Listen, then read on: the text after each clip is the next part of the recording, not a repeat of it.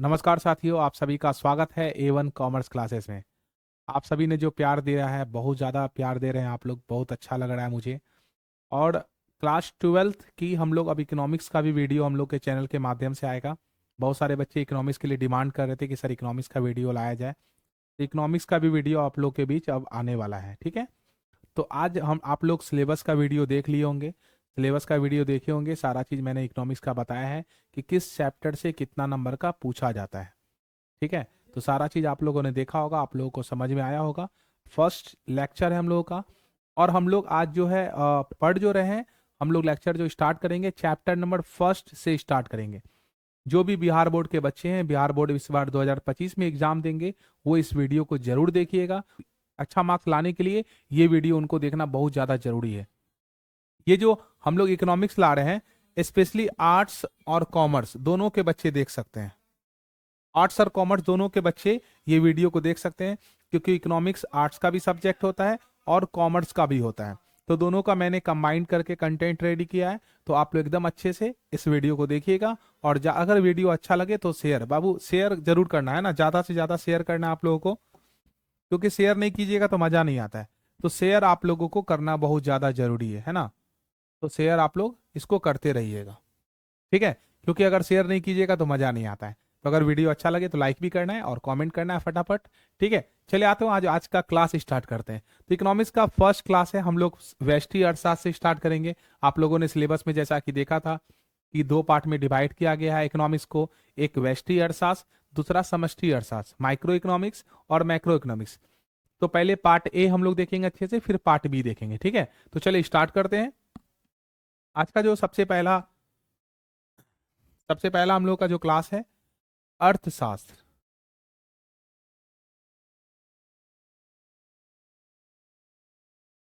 अर्थशास्त्र को इंग्लिश में हम लोग इकोनॉमिक्स कहते हैं, इसको हम लोग इकोनॉमिक्स कहते हैं। देखिएगा, अर्थशास्त्र में क्या चीजों का अध्ययन किया जाता है, तो यहां पर ध्यान दीजिएगा। अर्थशास्त्र में जो है, ये जैसे मनुष्य है, ये मनुष्य है, ये जो मनुष्य है, ये कुछ ना कुछ तो काम करेगा, कार्य करेगा, है ना।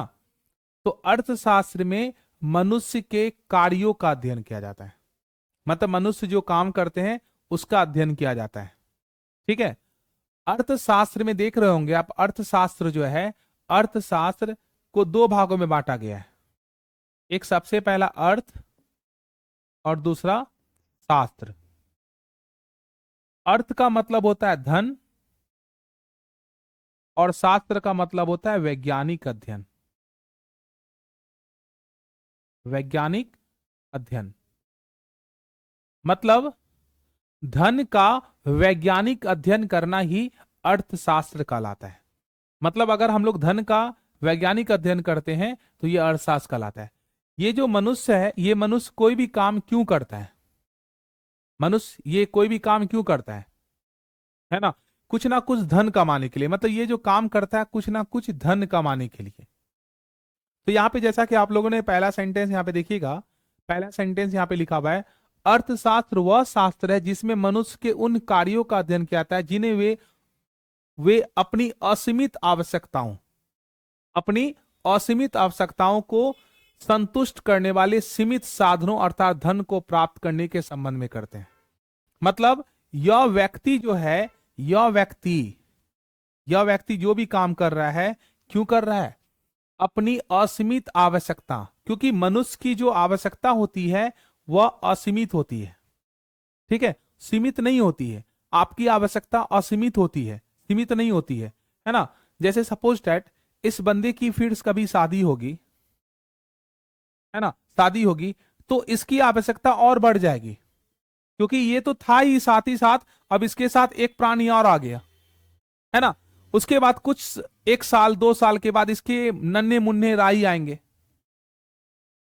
नन्हे मुन्ने राई आएंगे मान लेते हैं, तो इसकी आवश्यकता और बढ़ेगी। हो सकता है इसको और धन की आवश्यकता होगी फिर। लेकिन धन जो है, धन के संबंध में हम लोग अध्ययन करते हैं। दैट मीन्स कोई भी काम जो करता है कोई भी मनुष्य धन को कमाने के लिए, तो अर्थशास्त्र में हम लोग अध्ययन करते हैं। तो यहां पे बोला जा रहा है उसके बाद, अर्थशास्त्र दो शब्दों से बना है, अर्थ धन, और शास्त्र का मतलब होता है वैज्ञानिक अध्ययन। वैज्ञानिक अध्ययन से मिलकर बना है। उसके बाद बोल रहा है क्या, शब्दकोश के अनुसार अर्थशास्त्र वह शास्त्र है जिसमें मनुष्य की धन संबंधी क्रियाओं का अध्ययन किया जाता है, जैसा कि मैंने पहले भी बता चुका है ना, धन संबंधी क्रियाओं का अध्ययन। अंग्रेजी भाषा का जो अर्थशास्त्र का इकोनॉमिक्स, अर्थशास्त्र को इकोनॉमिक्स कहा जाता है, जो कि पहले भी बता चुके हैं। अंग्रेजी भाषा का यह शब्द ग्रीक भाषा के दो शब्द से लिया गया है। देखिएगा, ये जो इकोनॉमिक्स जो शब्द है, इकोनॉमिक्स जो शब्द है, इसको ग्रीक भाषा से लिया गया है। ग्रीक भाषा के दो शब्द से मिलकर बना, ये ग्रीक भाषा के दो शब्द से मिलकर बना है, एक ओकोस और नीमेन। ओकोस और नीमेन। देखिएगा यहां पर क्या होता है, यहां पर देखिएगा ओकोस का मतलब होता है घरेलू, और नीमेन का मतलब होता है मैनेजमेंट। मैनेजमेंट का मतलब होता है प्रबंध, है ना, से लिया गया। इसका अर्थ होता है गृह प्रबंध।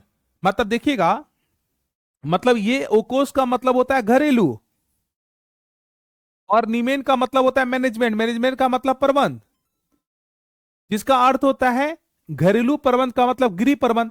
जैसे ये बंदा, जैसे मान लेते हैं ये बंदा जो है, ये बंदा जो है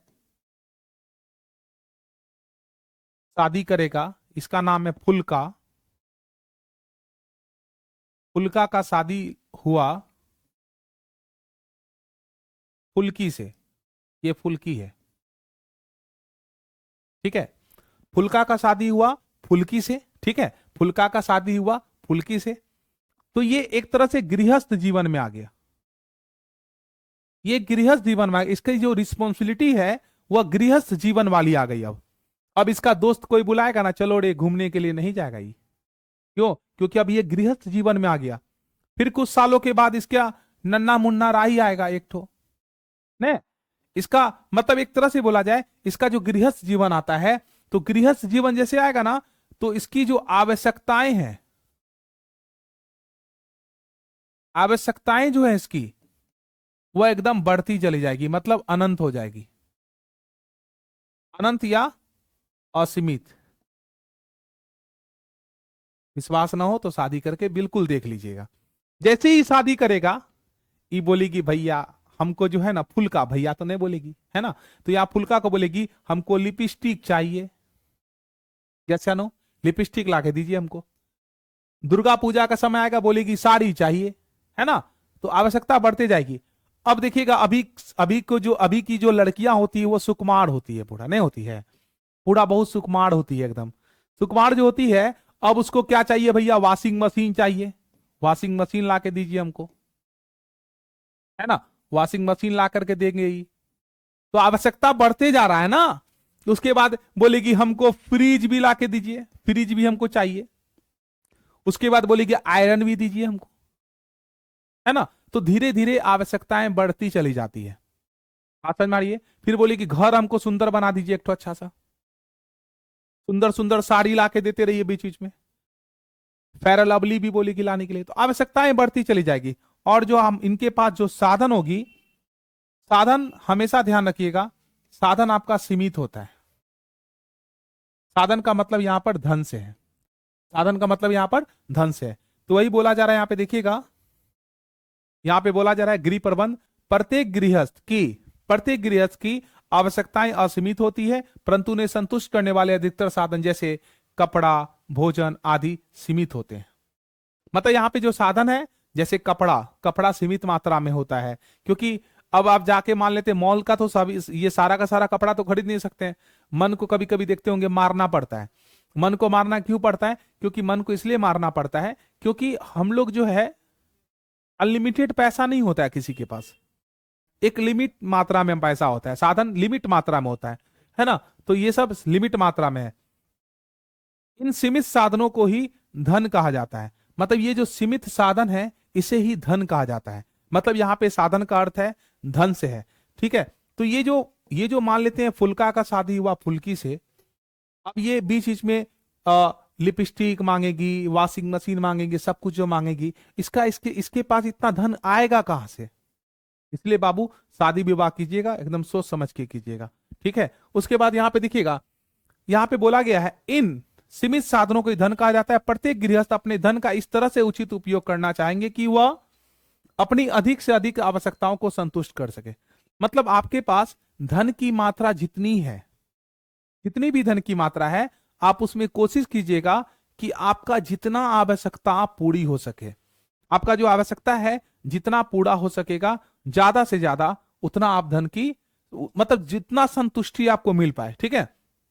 उसके बाद इस उद्देश्य की प्राप्ति के लिए उसे अर्थशास्त्र के अध्ययन की आवश्यकता होगी। अतः अर्थशास्त्र वह सामाजिक विज्ञान है जिसका संबंध समाज द्वारा वस्तुओं और सेवाओं के उत्पादन के लिए दुर्लभ तथा वैकल्पिक उपयोग वाले साधनों का प्रयोग से है। मतलब अर्थशास्त्र जो है एक सामाजिक विज्ञान भी है, क्योंकि समाज के लोगों से ही हम लोग क्या लेते हैं, हम लोग साधन का प्रयोग करते हैं उनसे लेकर के, है ना, और कोई भी वस्तु का उत्पादन भी करते हैं, ठीक है। और साधन का हम लोग वैकल्पिक प्रयोग करते हैं, ठीक है, क्योंकि हम लोग का जो साधन है वो दुर्लभ है। दुर्लभ का मतलब उसका स्कार्सिटी है, ठीक है। तो यहां पर देखे होंगे आप लोग कि यहाँ पे धन धन वाला बात बहुत ज्यादा आ रहा है, धन, है ना। यहां भी देखिए धन जैसा बात आया है, हर जगह धन। अर्थशास्त्र को दो भागों में बांटा गया। आखिर में ऐसा जो धन वाला जो बात हमेशा हमेशा आ रहा है, ये क्यों आ रहा है? यहां पे धन संबंधी परिभाषा दिया गया। बहुत सारे ऐसे वैज्ञानिक हैं, बहुत सारे ऐसे अर्थशास्त्री हैं जिन्होंने अर्थशास्त्र को परिभाषित किया है। तो उसमें से एक अर्थशास्त्री जो कि इकोनॉमिक्स के फादर कहलाए, वो इकोनॉमिक्स के फादर, उस अर्थशास्त्री का नाम है एडम स्मिथ। एडम स्मिथ ने अर्थशास्त्र को परिभाषित किया और उन्होंने धन संबंधी परिभाषा दी। एडम स्मिथ जो है, एडम स्मिथ, आप देखिएगा एडम स्मिथ के बारे में बता दें। एडम स्मिथ जो है उन्होंने 1776 ईस्वी में 1776 ईस्वी में इन्होंने एक बुक लिखा। उस बुक का नाम था an inquiry into the nature and causes of wealth of nation. उस बुक में उन्होंने धन संबंधी परिभाषा दी, ठीक है। धन संबंधी, वेल्थ संबंधी उन्होंने परिभाषा दी। उन्होंने बताया धन क्या है, धन की मात्रा को कैसे बढ़ाया जा सके, धन का प्रयोग कैसे करे, धन को बचत कैसे करे। इन्होंने इस तरह से परिभाषा रखी एडम स्मिथ ने। और एडम स्मिथ को फादर ऑफ इकोनॉमिक्स, मतलब कि एक तरह से बोला जाए एडम स्मिथ जो है फादर ऑफ इकोनॉमिक्स, मतलब अर्थशास्त्र के पिता कहा जाने लगा आपको एडम स्मिथ को, ठीक है। जैसा कि आप लोग देखिएगा, यहां पे देखिएगा धन संबंधी परिभाषा दिया गया है। आधुनिक अर्थशास्त्र के पिता एडम स्मिथ ने 1776 ईस्वी में प्रकाशित अपनी पुस्तक an inquiry into the nature and causes of wealth of nation में अर्थशास्त्र की परिभाषा इस प्रकार दी है। अर्थशास्त्र राष्ट्रों की धन की प्रकृति तथा कारणों की खोज है। मतलब अर्थशास्त्र में यहां बताया गया कि यहाँ पे जो राष्ट्र है, धन की प्रकृति है और धन की प्रकृति तथा कारणों की खोज है। यहाँ पे बताया गया है economics is an inquiry into the nature and causes of wealth of nation Adam Smith. मतलब ये जो देख रहे हैं, ये बुक का नाम है इनका, ये बुक इन्होंने लिखा है ना। एक पुस्तक लिखा था, उस पुस्तक का इनका ये नाम है ना। इस परिभाषा के अनुसार अर्थशास्त्र के अध्ययन में यह ज्ञात होता है कि धन क्या है, धन की मात्रा को कैसे बढ़ाया जा सकता है, आर्थिक विकास के लिए धन की बचत तथा निवेश कौन से तत्वों पर निर्भर करती है। धन से सभी प्रकार की भौतिक वस्तुओं से है, मतलब सभी वस्तुओं से, क्योंकि कोई भी वस्तु को खरीदने के लिए हम लोग को धन की जरूरत होती है, ऐसा एडम स्मिथ ने कहा। एडम स्मिथ ने कहा धन ही सब कुछ है, धन से ही हम लोग किसी भी भौतिक वस्तु को खरीद सकते हैं, है ना। धन क्या है, धन की मात्रा को कैसे बढ़ाया जाए, है ना, कैसे बढ़ाया जाए, उसे बचत कैसे किया जाए, किस चीजों में उसका निवेश करें हम लोग, ये सभी चीजों को एडम स्मिथ ने रखा और इन्हें फादर ऑफ इकोनॉमिक्स, अर्थशास्त्र का पिता कहा जाने लगा। मतलब ये फादर हैं। अगर कोई पूछेगा फादर ऑफ इकोनॉमिक्स कौन है, तो आप बोल सकते हैं एडम स्मिथ। आप लोगों को कोई भी किसी भी तरह का प्रॉब्लम हो इकोनॉमिक्स का, है ना, किसी भी सब्जेक्ट से रिलेटेड कॉमर्स का, तो आप कमेंट के माध्यम से मुझे बताएं और मैं आप लोगों को उस तरह का वीडियो लाकर दूंगा, ठीक है। आप लोग इसी तरह सपोर्ट करते रहे हमको, है ना। अभी वीडियो इंड नहीं हुआ है, अभी और भी आगे क्लास है और भी हम लोग इसका डेफिनेशन देखेंगे, क्योंकि मैंने बताया था ना बहुत सारे अर्थशास्त्री थे, एक अर्थशास्त्री नहीं है, बहुत सारे, इसकी आलोचना भी हुई है। देखिएगा जब आप आगे बढ़िएगा या जब भी कोई डिफिनेशन देता है अर्थशास्त्री, अर्थशास्त्री है, समझ रहे हैं, अर्थशास्त्री का मतलब होता है कि उनको ज्ञान का पूरा संग्रह है, उनके पास ज्ञान बहुत है। तो होता क्या है कि वो क्या करते हैं, वो एक तरह से बोला जाए वो उसमें आलोचना भी होती है। तो ये जो परिभाषा दिया गया है इसमें आलोचना भी हुई है, इसमें आलोचना जो दिया गया है देखिएगा इसमें।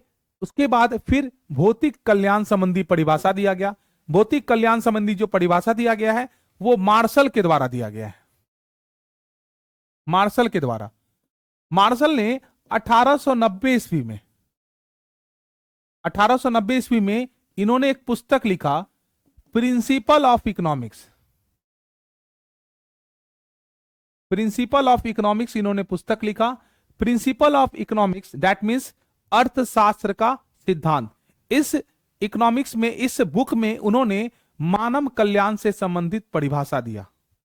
ठीक है, मानव कल्याण से संबंधित परिभाषा दिया। चले आते हैं, मतलब यहां पे इन्होंने मानव कल्याण को ज्यादा वैल्यू दिया कि अगर धन ही सब कुछ नहीं होता है ना, धन से हर कुछ नहीं खरीदा जा सकता है। मानव कल्याण, हमारे देश में बहुत तरह के लोग हैं, कुछ गरीब लोग हैं, कुछ अमीर लोग हैं, है ना।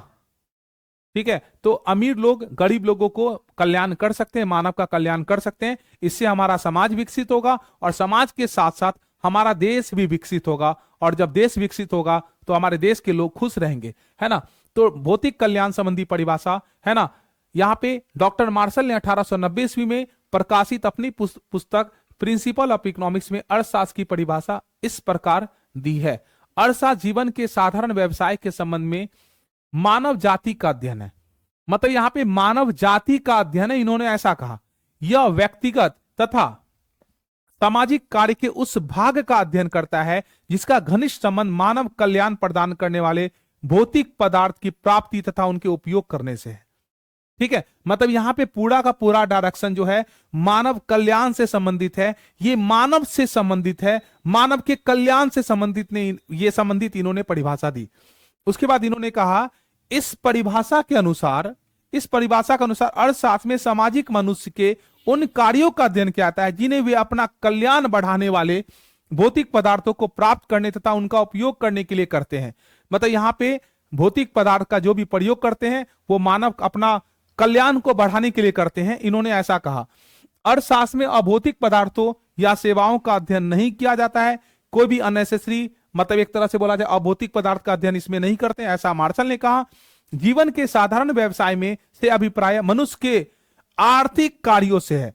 आर्थिक कार्य वे कार्य हैं जिनका संबंध धन कमाने तथा खर्च करने से है। मतलब यहाँ पे एक क्रिया होती है आर्थिक क्रिया, दूसरी होती है अनार्थिक क्रिया। यहाँ पे सारा का सारा चीज जो भी व्यवसाय है वो आर्थिक क्रिया है। आर्थिक क्रिया का मतलब धन कमाने और धन को खर्च करने से है ना। इन्होंने ऐसा कहा। इन्होंने मानव व्यवहार का अध्ययन के बारे में इन्होंने बताया 1890 ईस्वी में इन्होंने एक पुस्तक लिखा प्रिंसिपल ऑफ इकोनॉमिक्स, उसमें इन्होंने अपना व्यू ऑफ पॉइंट रखा। उसके बाद इसकी भी आलोचना हुई। आलोचना करने वाले थे हमारे रोबिन्स। कौन थे? रोबिन्स थे, जिन्होंने दुर्लभता संबंधी परिभाषा दी। अब देखिएगा रोबिन्स जो थे, रोबिन्स ने 1932 ईस्वी में an essay on the nature and significance of economic science, इनका ये पुस्तक का नाम है, आप लोग लिख लीजिएगा, है ना। इन्होंने इस पुस्तक में दुर्लभता संबंधी परिभाषा दी। दुर्लभता संबंधी परिभाषा दी। स्कार्सिटी से संबंधित इन्होंने परिभाषा को रखा। इन्होंने बताया मनुष्य की आवश्यकताएं अनंत होती है, मतलब जो भी मनुष्य है जो उसकी आवश्यकताएं हैं अनंत होती है और साधन सीमित होता है ना। जैसा कि आप लोगों को मैंने बताया था, फुल्का जो है फुल्की से शादी करेगा तो उसका आवश्यकताएं अनंत हो जाएगा और साधन सीमित होगा, और साधन का वैकल्पिक प्रयोग करके अपनी जितना जरूरतमंद आवश्यकता है उसकी हम लोग पूर्ति करेंगे, उसको संतुष्ट करेंगे, है ना। तो वही बात यहां पे देखिएगा, दुर्लभता संबंधी परिभाषा में रोबिन्स ने 1932 ईस्वी में प्रकाशित अपनी पुस्तक an essay on the nature and significance of economic science में अर्थशास्त्र को दुर्लभता संबंधी परिभाषा दी है ना। रोबिन्स के अनुसार अर्थशास्त्र वह विज्ञान है जो विभिन्न उपयोगी वाली सीमित साधनों तथा उसके उद्देश्य से संबंध रखने वाले मानवीय व्यवहार का अध्ययन करता है।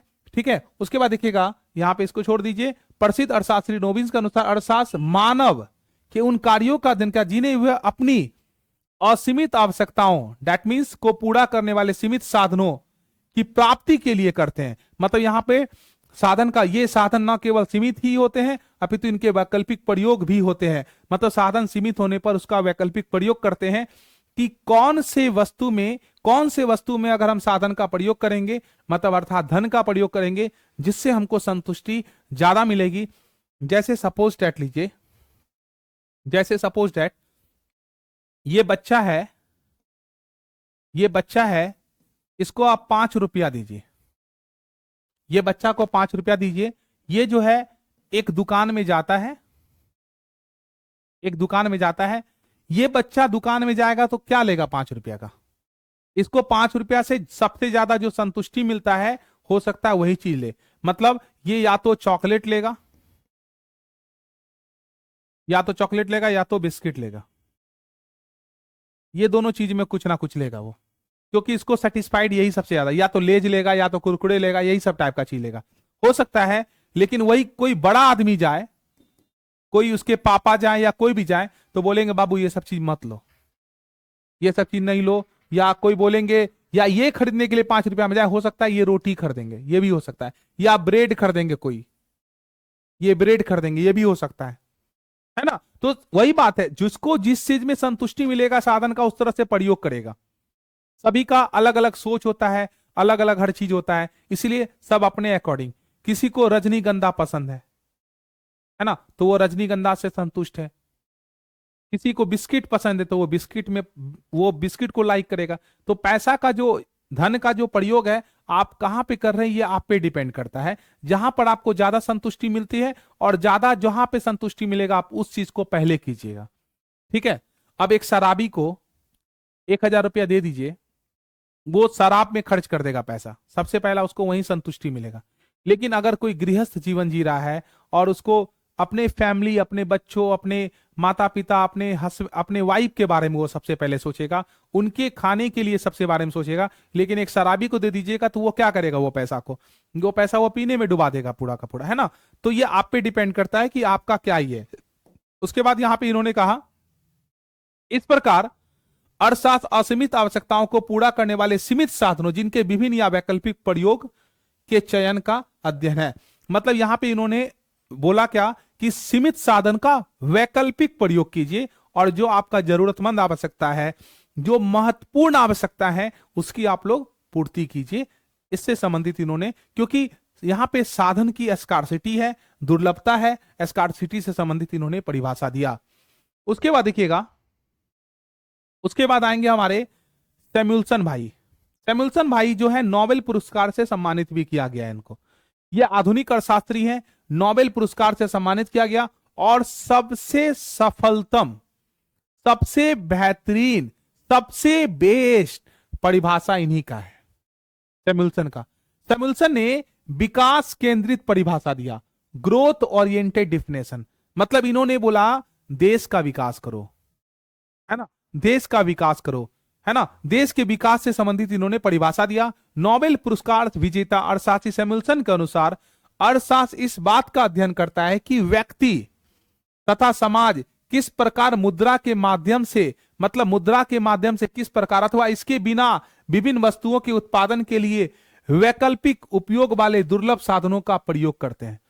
मतलब यहां पे देखिएगा, बहुत सारा चीज ऐसा है कि मुद्रा के माध्यम से अथवा इसके बिना, मतलब मुद्रा से भी हम लोग साधन का प्रयोग कर सकते हैं, मुद्रा के बिना भी कर सकते हैं, ऐसा इन्होंने कहा। और इन वस्तुओं का वर्तमान तथा भविष्य के लिए उपभोग के लिए समाज के विभिन्न लोगों तथा वर्गों के बीच बांटते हैं।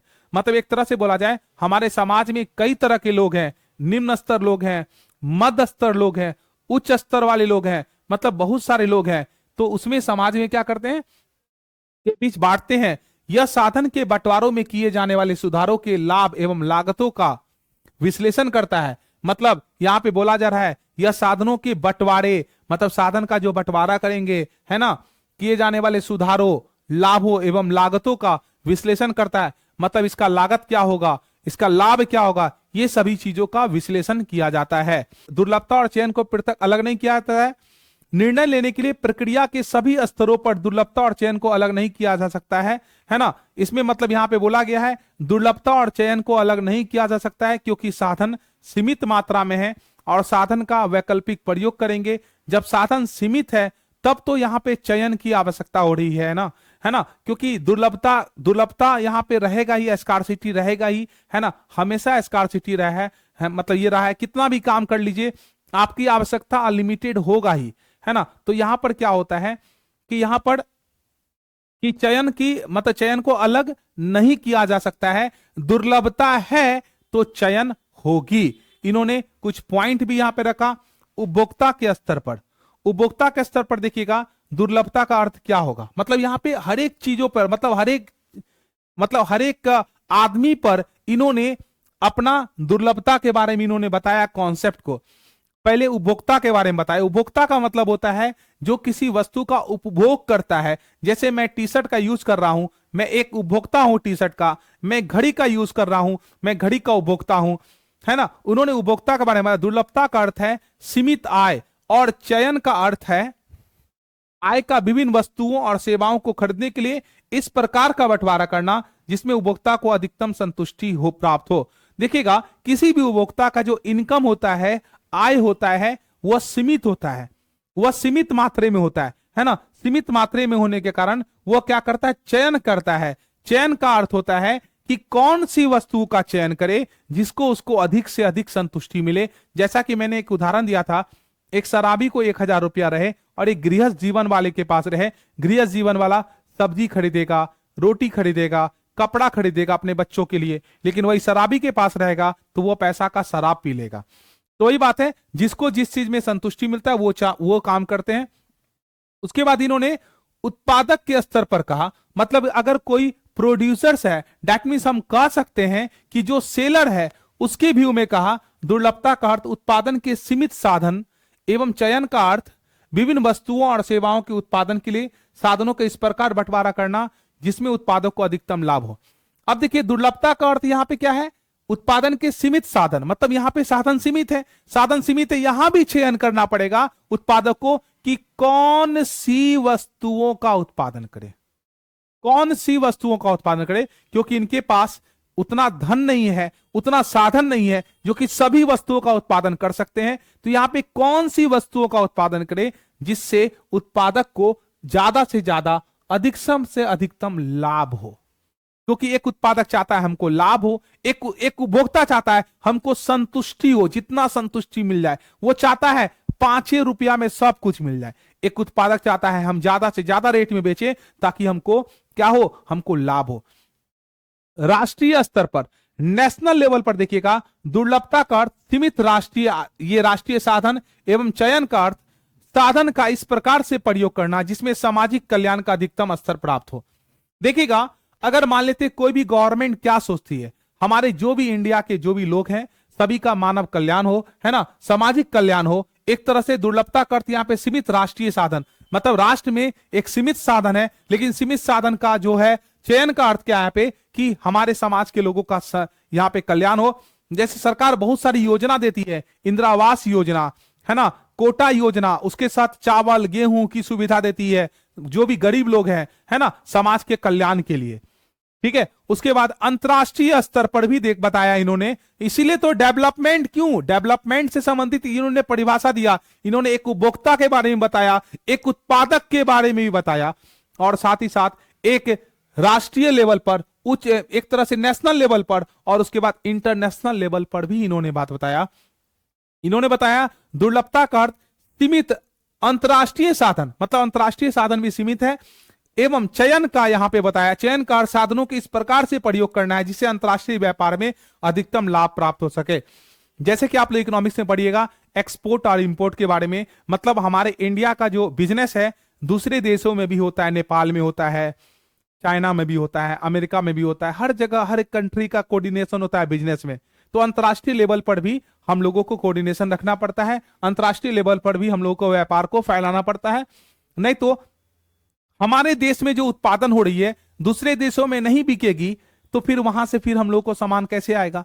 इसलिए अंतर्राष्ट्रीय लेवल पर भी हम लोगों को व्यापार करना पड़ता है, तब हम लोगों को लाभ प्राप्त होता है, क्योंकि दूसरे देश में बेचेंगे तो ज्यादा में बिकेगा, है ना। इससे हमारे देश को लाभ होती है, हमारे देश के जो भी व्यवसायी हैं उसको लाभ होती है। ठीक है, ये हम लोग का सीरीज था, हम लोगों का जो आज का वीडियो था, आज का वीडियो जो था हम लोगों का, आप लोगों का इंट्रोडक्शन था। इंट्रोडक्शन का फर्स्ट लेक्चर, ये इकोनॉमिक्स का परिचय का फर्स्ट लेक्चर है। इसमें हम लोगों ने क्या देखा हम लोगों ने देखा क्या कि इकोनॉमिक्स के जितने भी अर्थशास्त्री हैं उनके द्वारा जो दी गई परिभाषा है उसको इस वीडियो में देखा। नेक्स्ट वीडियो के लिए आप लोग को वेट करना होगा। वीडियो अच्छा लगे तो जरूर लाइक कर दीजिएगा, कमेंट कर दीजिएगा और ज्यादा से ज्यादा शेयर करना है। ठीक है, थैंक यू सो मच। इसी तरह हमारे यूट्यूब चैनल से बने रहे। जय हिंद, जय भारत।